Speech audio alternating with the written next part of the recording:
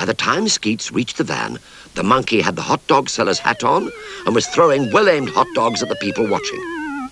He sprayed mustard and ketchup in all directions before hopping into the driver's seat and pretending to drive. Skeets opened the door, and the mischievous monkey quickly jumped down and walked calmly off with Skeets to his cage. He said a lot of nice things in monkey language, which meant, "Thank you for taking me home."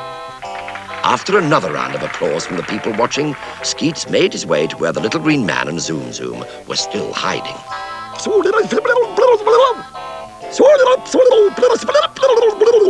the little green man, which meant, there was I playing with the monkey before I whispered to him to go back to his cage, but I was really too afraid to help you tackle the ferocious lion. And you led him by the hand back to his cage all by yourself? Oh, I think you're very brave. I think you've got things a little bit mixed up, said Skeets with a grin. I led the funny little monkey back to his cage. You were the hero who tamed the lion and sent it back to its cage. You mean I got the names muddled up? Skeets went off into fits of giggles and laughter. The little green man turned. He said.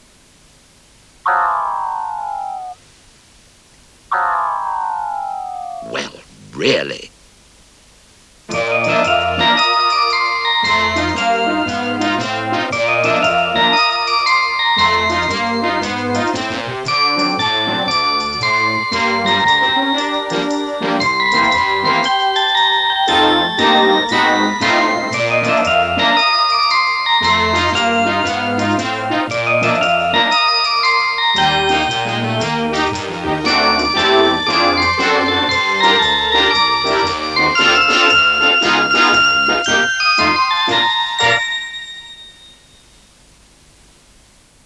While the little green man was on, Sheila Gilby from Do It arrived, and also with me this afternoon is the man who draws the Danger Mouse cartoons for Look In magazine, Arthur Ranson. But they don't call them cartoons in the trade, do they, Arthur? No, we don't call ourselves cartoonists because cartoonists draw jokes, but we tell stories, and we call ourselves strip illustrators. Though in fact, people ask me what I do for a living, I say I draw comics. Oh, I see. Can you show us some of the different stages involved? Well, the first, and Angus Allen says the most important stage, is the script. Now, from there, I'll go on to rough out where the story's going to, how the story's going to work, and then begin to scribble in the characters and finish up the drawings, and so that I can ink and colour them. Oh, that's great. Like here. And after they've been inked and coloured, they're sent off, and another man will draw the lettering and stick it on, ready for the printer. Oh, I see. Well, we're going to see more of what the finished product looks like just before, guess what? Danger Mouse. And we've got someone else here today who's involved in producing a magazine, although it's not really a magazine, is it, Sheila? Well, it ends up as a magazine finally, but it's a live action magazine that hopefully grabs you to get out there and do things. I mean, I started on the Belstow Weekly as a humble filing clerk and then started the Do It supplement, which is really humming along now. Oh, I see. And you've got Norman standing in as editor now, haven't you? That's right, yes. He's not a great help, to be perfectly honest. Poor he old may Norman. get better. Where do you get the ideas for the supplements? Well, every week in the supplement, of course, there's an eat it, a make it, a try it, and a watch it. And some of them get dreamt up in the bath or driving along in my old Morris Minor. And then other people come along and say, hey, my mum used to do that, or we have a great kind of think tank of people that put in ideas. And then... Smashing. Do you know, I'd be more interested, I think, in the Eat It. Can you tell us any more about the programme, what you do in it? And well, I could tell you about some of the watch its we have. We have a guest each week on the watch it, and that's anything from snooker to someone playing with yo-yos, a wonderful yo-yos we have, and a great body popper. I used to have a yo-yo when I was little. I still think I'd like them now. I can never do the tricks. No, I can't. We'll be seeing more of Sheila and Arthur later, but first, let's see the Moomins.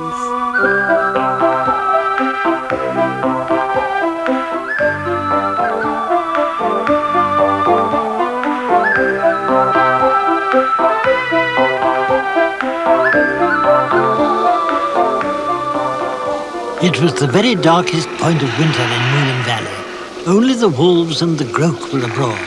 Moomintroll was escaping from grim winter into sleep and dreams. He woke for a moment, and when he saw the bright, starey eyes of the groak, he couldn't believe it. And so, in his dream, the eyes turned to fairground lights.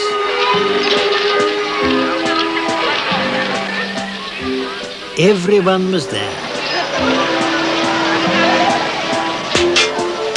Little Mai loved the shooting range, but she and the Hemelians soon ran out of money. Lend me some money, Moomintroll. She said, "No, sorry, we're saving what we have for an emergency." This is an emergency, shouted Little Mai. I want another turn at shooting. I'm fed up with you, Moomintroll. Just then the fortune teller appeared. "Come, come," she called. "Listen to the voice of fate." "How about it, Moomintroll?" said Sniff. "Maybe she'll know how to get a lot of money." "I see," intoned the fortune teller. "I see a young person. Happiness and richness are coming to him. Yes, they are coming, floating in a balloon." Then the fortune teller held out her palm to be crossed with silver. This gave Sniff an idea. Fortune tellers make good money. Come here, Moomintroll. And Sniff set Moomintroll up as a fortune teller. "There you are. Nobody would know you were anything but a fortune teller," he said. "But I don't know how to tell fortunes," protested Moomintroll. "Don't worry. You're bound to get better at it if you practice. I'm off to find your first customers." Moomintroll wasn't at all happy, and soon he was even more unhappy, for there, behind him, was a ghost. "By my tail," yelled Moomintroll in a panic. "A ghost!" "How dare you," yelled the ghost. "How dare you set yourself up as a ghost?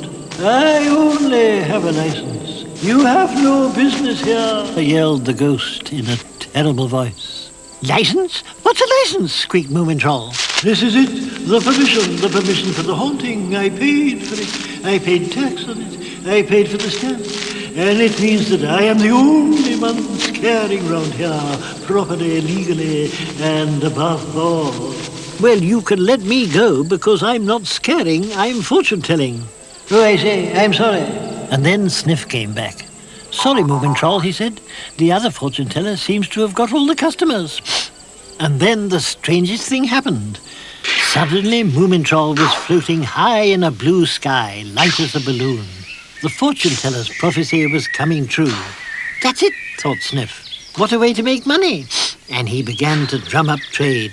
This way, roll up, the one and only flying Moomintroll, unique in all the world, children half price." "Oh, Sniff, no, I'm dizzy. I've had enough," called Moomintroll faintly. "Help me down." "Catch the rope."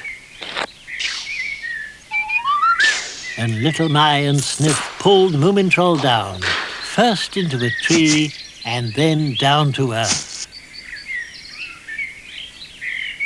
"How much money have you made?" demanded Moomintroll. But just as they began to count the money, Moomintroll's dream faded as dreams do.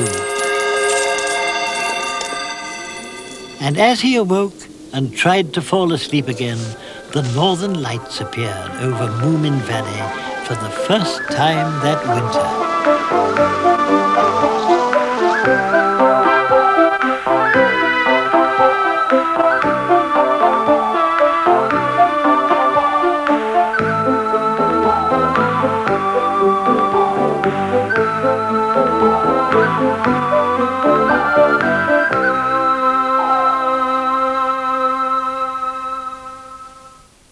Don't forget, it's Valentine's Day next Thursday. I hope you're going to send a card to someone, and I expect you're hoping to get a few as well. Do you know, every Valentine's Day in the Bucks Fizz office, we're snowed under with cards. Jay and I get about 3,000 between us, and Bobby and Mike don't do so badly either. I think I'll send a Valentine to Roland Rat with a personal message. Roses are red, violets are blue, with a face like yours, you should be in the zoo. Now, from one furry animal to another, here's Sooty at a beauty contest.